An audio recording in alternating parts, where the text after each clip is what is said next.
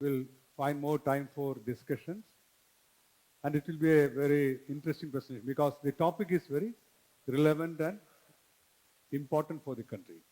So you want me to speak in English or Malayalam? What is your preference? Are there people who don't understand Malayalam? So it's your choice. I can switch to Malayalam or whichever. What's the majority? You want Malayalam? Is there anyone who cannot understand Malayalam?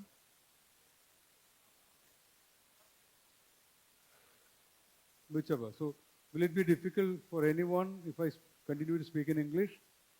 No. So, or it can be a mix also. So I was really feeling sad when I was watching the previous session.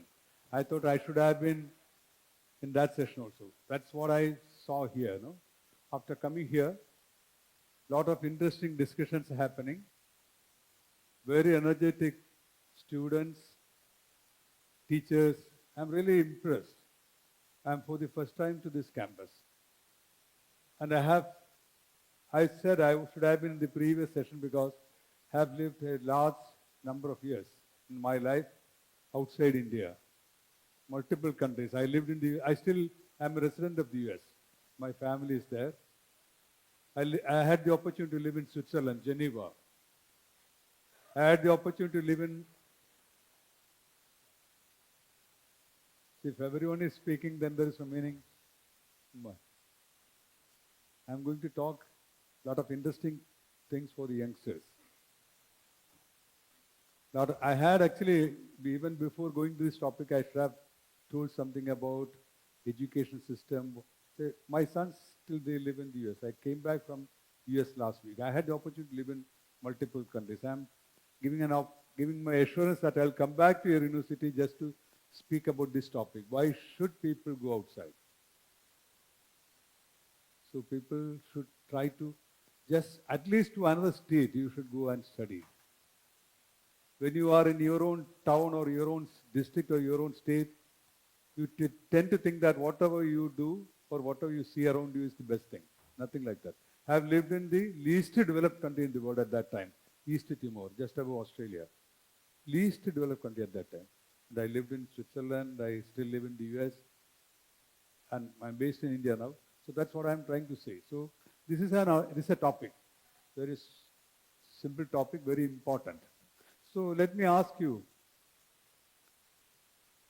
so how many of you have taken antibiotics?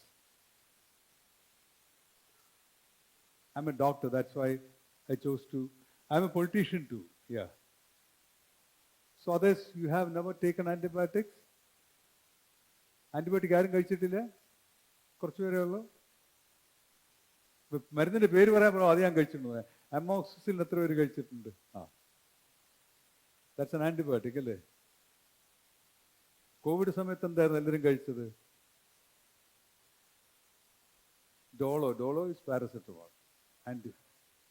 Azithromycin, right. Is it an antibiotic or not? So I'm sure 100% of you, 100%, 100% പേരും എപ്പോഴെങ്കിലും antibiotic കഴിച്ചാൽ I am sure about it.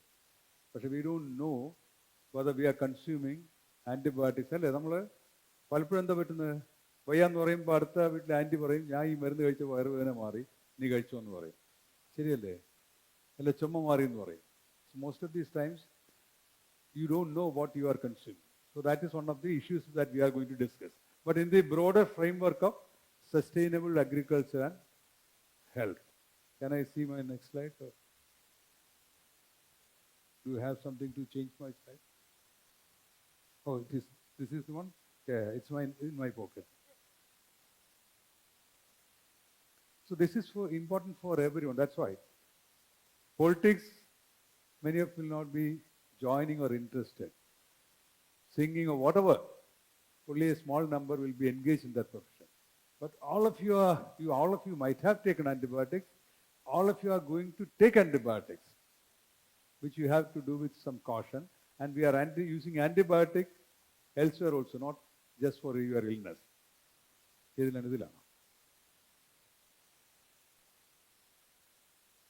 So this is the bigger topic. So how many of you think that antibiotics is used elsewhere?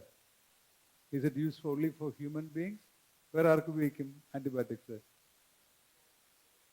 കോഴിക്ക് ഉപയോഗിക്കുന്നുണ്ട്, dogs ഉള്ളവർക്കല്ലേ, ഡോഗ്സിന് ഉപയോഗിക്കുന്നുണ്ട്, ശരിയല്ലേ? അത് ആൻറ്റിബയോട്ടിക്സിലേക്ക് വരികയാണ്. So I am coming to antibiotics. So അഗ്രികൾച്ചറും ഹെൽത്തും ആർ ഇന്റർ റിലേറ്റഡ് അല്ലേ? എന്തുകൊണ്ടാണ്? ഭക്ഷണം ഇല്ലെങ്കിൽ ഹെൽത്ത് ഉണ്ടാവില്ല. ഹെൽത്തി ആയിട്ട് അഗ്രികൾച്ചർ നടത്തിയില്ലെങ്കിൽ, അല്ലെ ഹെൽത്തി ആയിട്ടുള്ള ആൾക്കാരില്ലെങ്കിൽ, there will not be food. So it's mutually linked down. So how many of you have heard about Green Revolution in India? What happened? എല്ലായിടും green ആയോ? എന്താണ് സംഭവിച്ചത്? പ്രൊഡക്ടിവിറ്റി ഒക്കെ കൂടി. See, I have seen poverty in my primary school when I was young. There were kids who did not have enough food. Suddenly, governments came up with these kind of reforms, agriculture, what is it called? Green Revolution. And then we started having enough food. And we had surplus production also. That doesn't mean that everyone everywhere in this country gets food. അപ്പോൾ അത് സംഭവിച്ചപ്പോൾ what happened? We started using chemicals, fertilizers എല്ലാം വന്നപ്പോൾ it was indirectly or directly affecting health also. Before all these pesticides and all, we did not have enough production. People were starving, and people were starving. പട്ടിണി കിടന്നു പോവുകയായിരുന്നു. We were dying because we didn't have enough food. Food ഒരുപാട് വന്നപ്പോഴത്തേക്ക് we started using a lot of chemicals, because of which you started having illnesses, cancers, diseases and deaths like that. So it's mutually linked. How many of you can identify all these people, or at least one? Please. Muhammad Ali. Which is Muhammad Ali? Yeah. Good. Others you don't know. But I'll come back to this slide. You will remember their names.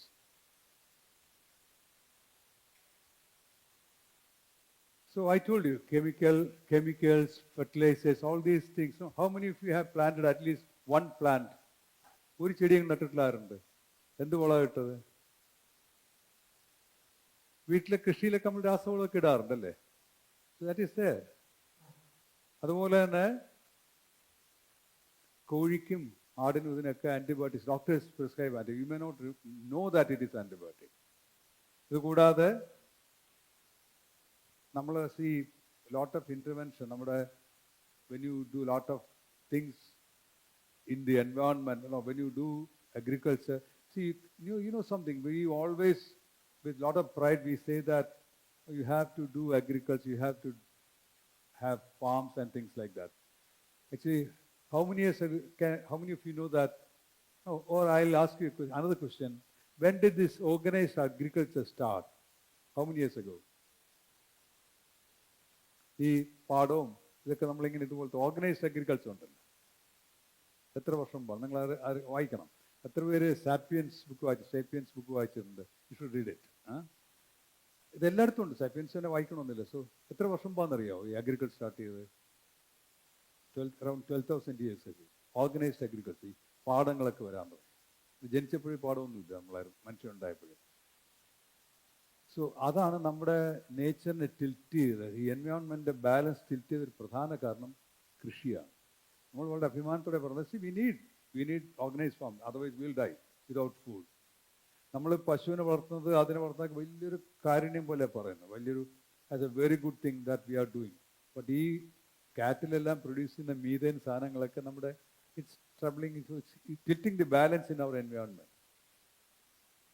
So, but we cannot survive without these things also. So when you proudly say that we have a lot of cattle or we have a lot of farms, actually we are also contributing to the, what do you call it, disturbances in the. So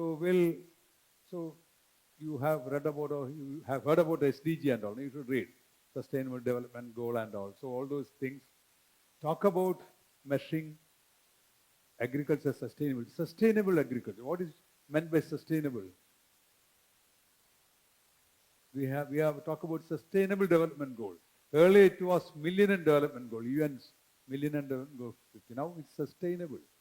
Sustainable, very simple, it should sustain. Thing is, you have some intervention that should not disturb the other things. You take big loans and go to another country.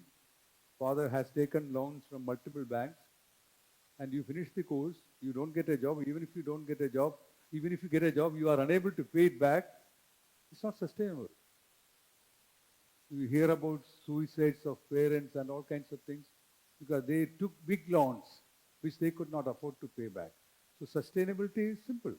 You do some certain intervention that tilts the balance. So agriculture also has to be sustainable. So we are reducing chemical inputs.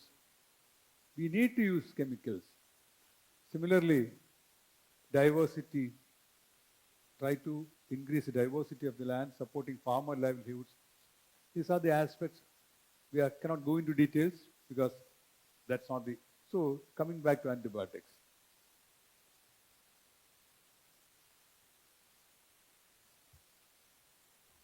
So first antibiotic was what? First antibiotic in the whole world. Anyone? Penicillin. So that was discovered 96 years ago. Penicillin even today is saving millions of lives. For 96 വയസ്സുള്ള some people are still alive. എന്ന് പറഞ്ഞാൽ അവരുടെ ഒരു വയസ്സുള്ളപ്പോൾ there was no antibiotic. ഒരുപാട് പേര് മരിച്ചിട്ടുണ്ട് before antibiotics were discovered because of infection. ഇപ്പൊ നമ്മൾ എന്ത് പറ്റും? ചുമ വന്നു കഴിഞ്ഞാൽ you take antibiotics അല്ലേ? മുമ്പ് വന്നാൽ ചിലപ്പോൾ ചുമ വന്നാൽ ചത്തു. ട്യൂബർക്കുലോസിസ് അറിയാമോ? ക്ഷയരോഗം. So how do you treat them? TB patients, you take antibiotics. So think about 96, the situation 96 years ago. You get an urinary infection. People get, some of them will survive, some of them will have self-cure. Many people used to die. Can you think of dying due to some infection these days? Of course, there are deaths, but if it is bacterial infection, he can give antibiotics and save that person.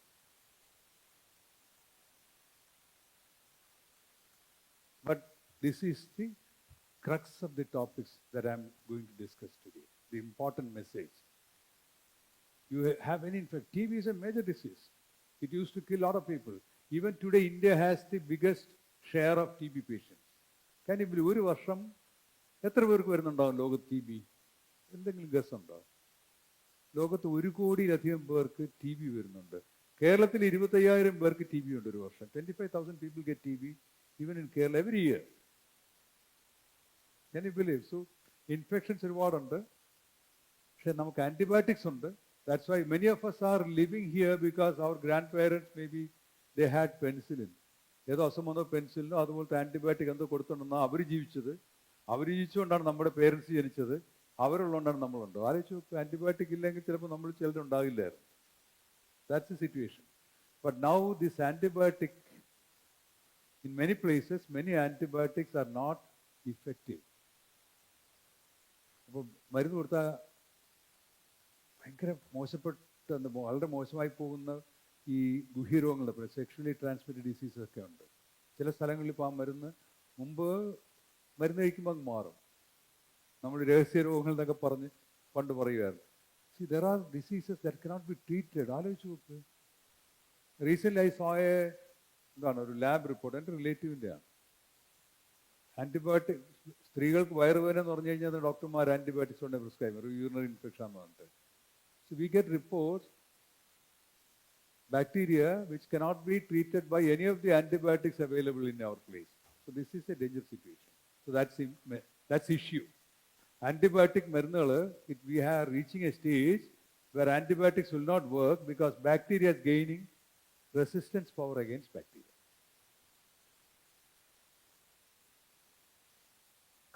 This is Kamala Nehru. Who was Kamala Nehru? Please, come on. Who was Kamala Nehru? Nehru's wife, right? First Prime Minister's wife. She died of tuberculosis 1936. So she was just 36 years. Indira Gandhi lost her mother when she was in the schools, right? So because there was no, she got tuberculosis. There was no medicine against tuberculosis. She died.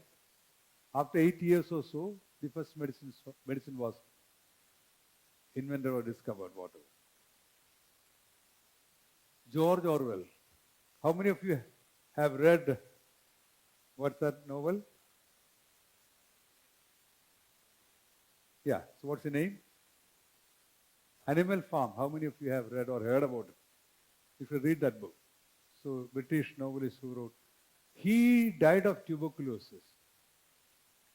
But there was medicine already, TB-ക്ക് എതിരെയുള്ള medicine കണ്ടുപിടിച്ചിരുന്നു. എന്നിട്ട് ചത്തുപോയി. എന്തുകൊണ്ടാണ്? Medicine കിട്ടാനില്ലായിരുന്നു. വളരെ കുറച്ച് പേർക്കുണ്ട്. Now we all have medicines. Muhammad Ali is a weak person or a strong person? He represents strength. He died in 2016. One of the problems he faced was antibiotic resistance.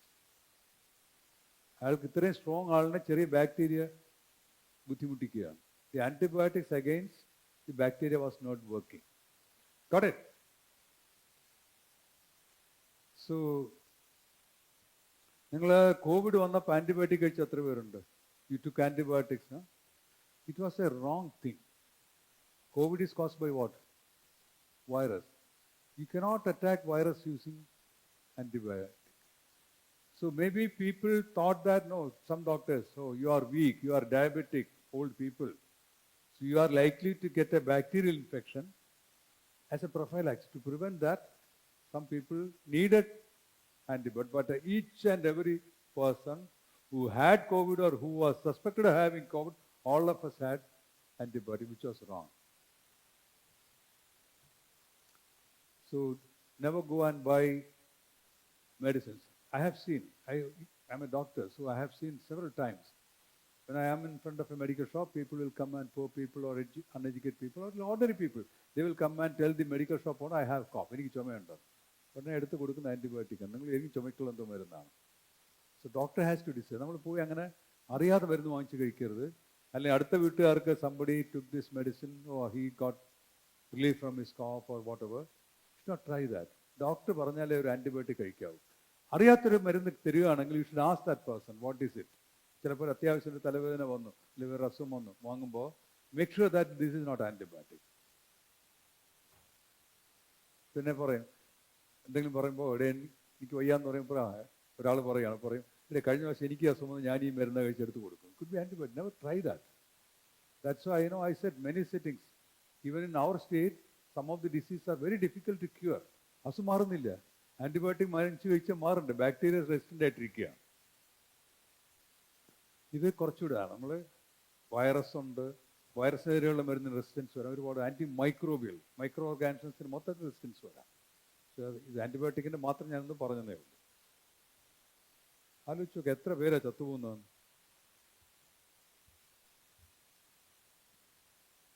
4.7 million, 47 ലക്ഷം ആൾക്കാരാണ് ഒരു വർഷം ഇതുമായിട്ട്. 47 ലക്ഷം എന്ന് പറഞ്ഞാൽ ഒരു എറണാകുളം സിറ്റിയേക്കാൾ കൂടുതലാണ്.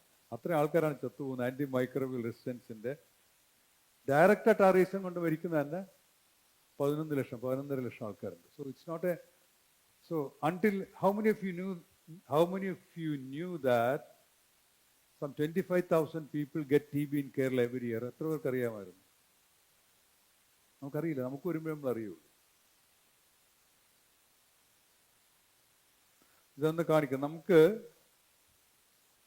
1 kilogram എന്താണത്? Beef. 1 kilogram beef ഉണ്ടാക്കുമ്പോൾ ശരാശരി 45 മില്ലിഗ്രാം ആന്റിമൈക്രോബിയൽസ്, ആന്റിബയോട്ടിക് പല സാധനങ്ങളും, ആന്റിബയോട്ടിക് അല്ലെങ്കിൽ ചില പ്രോട്ടോസോ അങ്ങനെയുള്ളതിന്. അപ്പോൾ അത്രയും 1 കിലോ ബീഫ് ഉണ്ടാക്കാനായിട്ട് 45 മില്ലിഗ്രാം. ഇതാകുമ്പോഴത്തേക്ക് ചിക്കൻ ആണെങ്കിൽ 140 മില്ലിഗ്രാം, 148, ഇവിടെ 178. അപ്പോൾ നമ്മൾ we are heavily using and we are consuming. മാത്രമല്ല നമ്മൾ ഒരിടത്ത് ഉണ്ടാക്കുന്ന മറ്റിടത്തേക്ക് പറഞ്ഞ് വിടുകയും ചെയ്യണം. അപ്പോൾ it is you are spreading. One health എന്നൊരു നിങ്ങൾ ഇനിയൊക്കെ കേൾക്കുമ്പോൾ ശ്രദ്ധിക്കും. ഓൺ ഹെൽത്ത് എന്ന് പറഞ്ഞാൽ earlier we were worried about our health, human health. For the right balance in the world you need animal health, plant health വേണം, environment health വേണം. ഇതെല്ലാം കൂടെ ചേരുന്ന ഒരു കൺസെപ്റ്റാണ്. You can read later. One health, മുഖ്യമന്ത്രിയൊക്കെ പറഞ്ഞു കേട്ടിട്ടില്ലേ? One health policy, one health approach എന്നൊക്കെ പറയുന്നത് എല്ലാം കൂടെ ചേർന്ന്. മനുഷ്യൻ മാത്രം ആരോഗ്യമായിട്ടിരുന്നാൽ പോരാ, മറ്റുള്ള സ്ഥലങ്ങളിൽ അനാരോഗ്യം ഇറ്റ് ക്യാൻ അഫക്റ്റ് അസ്. ഇത് നമ്മൾ ഈ എങ്ങനെ ഇതൊക്കെ പ്രിവെൻറ്റ് ചെയ്യാം, നമ്മുടെ ഇൻഫെക്ഷൻസ് ഒക്കെ പ്രിവെൻറ്റ് ചെയ്യാം. നമ്മൾ ആൻറ്റിബയോട്ടിക് മാത്രം കഴിച്ചാൽ പോരാ, നമ്മൾ കൈ കഴുകുന്നത് കൊണ്ട് മാത്രം നമുക്ക് അസുഖങ്ങൾ വരാതിരിക്കാറുണ്ട്. തിളപ്പിച്ച് ഭക്ഷണം കഴിയാം. അപ്പം അങ്ങനത്തെ ഒരുപാട് മാർഗങ്ങളുണ്ട്. വിശദാംശങ്ങളിൽ പോകും. Thank you. That's the end of my presentation. We have some time for questions.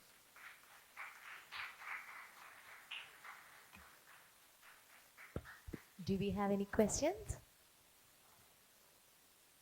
Please, can you please pass on the mic to the front, please? Please pass on the mic to the gentleman in the front row, please. Thank you. So thank you for the very brief presentation, and I would like to know what can be done for managing or tackling this issue of antimicrobial or antibiotic resistance. Yeah, let us briefly discuss about antibiotic resistance. So antibiotic resistance, ഞാൻ ചില കുട്ടികളോടൊക്കെ പറഞ്ഞു കൊടുക്കുക പറയും, നമ്മൾ കടിക്കാൻ വരുന്നൊരു ചിലപ്പോൾ ഒരു മൃഗത്തെ കൊല്ലേണ്ടി വരും, അല്ലെങ്കിൽ ആക്രമിക്കേണ്ടി വരും. കറക്റ്റ് എക്സാമ്പിൾ അല്ലെങ്കിലും പാമ്പിനെ പെൻസിൽ കൊണ്ട് തല്ലി അങ്ങനെ ഇരിക്കും. പാമ്പ് ജാഗത്തുമില്ല, കടി കിട്ടുകയും ചെയ്യും. സോ ആൻറ്റിബയോട്ടിക് ഉപയോഗിക്കേണ്ടത് കറക്റ്റായിട്ട്, കറക്റ്റ് ഡോസിൽ കറക്റ്റ് പറയുന്ന അത്രയും സമയം ഇടപെട്ട്. 3 നേരം എന്ന് പറഞ്ഞു കഴിഞ്ഞാൽ 3 കൂടെ അടുത്ത് ഒരു സമയത്ത് കഴിച്ചിട്ട് കാര്യമില്ല. അത് പറയുന്നത് 8 മണിക്കൂർ ഇടപെട്ട്. കാരണം 8 മണിക്കൂറേ ശരീരത്തിൽ ആൻറ്റിബയോട്ടിക് നിൽക്കുകയുള്ളൂ. ആ ആൻറ്റിബയോട്ടിക് പിന്നെ പറയുന്ന ഡ്യൂറേഷൻ, നമ്മൾ ഒരാഴ്ച കഴിക്കാൻ പറഞ്ഞാൽ ഒരാഴ്ച കഴിക്കണം. ക്ഷയരോഗത്തിനാണ് 6 മാസം കഴിക്കണം. അപ്പോൾ ഇത്രയും ഒബ്സർവ് ചെയ്ത് കഴിഞ്ഞാൽ നമുക്ക് ആൻറ്റിബയോട്ടിക് റെസിസ്റ്റൻസ് ഉള്ള സാധ്യത കുറയ്ക്കാൻ പറ്റും. Plus you should not go and buy over the counter പോയി വാങ്ങരുത്, which is a wrong practice. നമുക്കറിയില്ല, and the pharmacist will not know how much should be given, or he has not examined you, so he doesn't know your illness or the severity of illness. എനിക്കൊരു experience ഉണ്ട്. ഒരു ലേഡിക്ക് ഞാൻ young doctor ആയിരുന്നപ്പോൾ ആംബിസിൽ എന്ന് പറയുന്ന മരുന്ന്, അന്ന് 500 milligram 4 times a day, 500 milligram 4 times a day. So ഒരു 2 ദിവസം കഴിഞ്ഞിട്ട് അവർ വന്ന അസുഖമൊന്നും കുറയില്ല എന്ന് പറഞ്ഞു. ഞാൻ വാങ്ങിച്ച അവസരം മെഡിസിൻ തരാൻ പറഞ്ഞപ്പോൾ ഞാൻ 500 milligram എഴുതി, ദിവസം 4 നേരം ഒരാഴ്ചത്തേക്ക്. അവർ 500 വരെ 125 വാങ്ങിച്ചിരിക്കുന്നത്. എന്നിട്ട് 4 നേരം 2 നേരം കഴിച്ചു. കുഞ്ഞുങ്ങൾക്കുള്ള ഡോസ് വാങ്ങിച്ചിട്ട് 2 നേരം കഴിച്ചിരിക്കുകയാണ്. So this can be counterproductive. So that is what we have to do as citizens. We have to be, whenever it comes to anything related to antibiotics, you should have the kind of advice of a doctor, qualified doctor. Thank you, sir. Thank you. Please. Can we please pass on the mic to the front, please? Thank you. Sir, അതിൽ അഗ്രികൾച്ചറിൽ ഇതെങ്ങനെയാണ് AMR impact ചെയ്യുന്നുള്ള കാര്യം പറഞ്ഞിട്ടില്ലെന്ന് തോന്നുന്നു. ഞാൻ ഓടിച്ച് പറഞ്ഞായിരുന്നു. ഇപ്പം നമ്മൾ the thing is, agriculture includes, I think I showed it, നമ്മുടെ പോൾട്രി ആയാലും farming, see, there are practices in some places to not even see. When it comes to medicine, doctors will prescribe.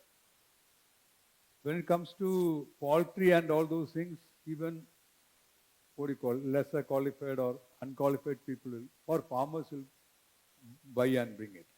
Fish,